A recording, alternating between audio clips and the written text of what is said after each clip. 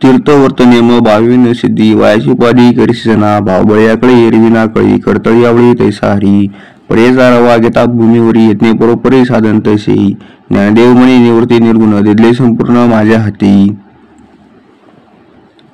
ईश्वर चरणी अनन्य भाव असणे हे परमार्थाचं वर्म आहे।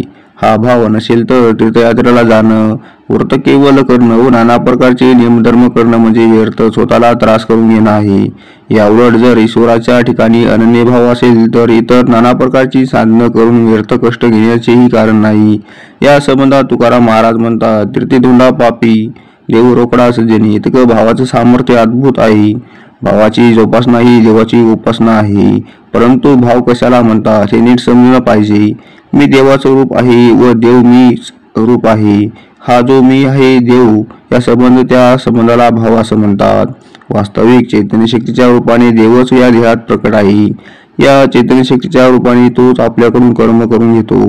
या भावाचं बळ वाढविणं हाच परमार्थाचा मार्ग होय।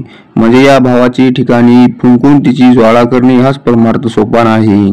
हे रूपांतर संतसंगती व नामस्मरण यांच्या प्रभावाने होतं। भावाचं इवलस असलेलं हे रूप नामस्मरणाच्या सिंचनाने वाढीस लागतं व त्याचा वेल गगनाला म्हणजे चिताकाला जाऊन भेटतो।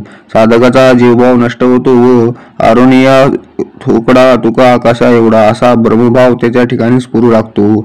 अशा रीतीने भावाचा बळावर एरवी न करणारा देव साधकाला प्रत्यक्ष समजू लागतो। ज्याप्रमाणे हातावर घेतलेले आवळी सर्व बाजूनी स्पष्ट दिसू लागतात, हा भाव नसेल तर देवाच्या प्राप्तीसाठी केलेली इतर साधने ही पडलेली पाऱ्यांचे कण गोळा करण्यासारखी व्यर्थ प्रयत्न होत।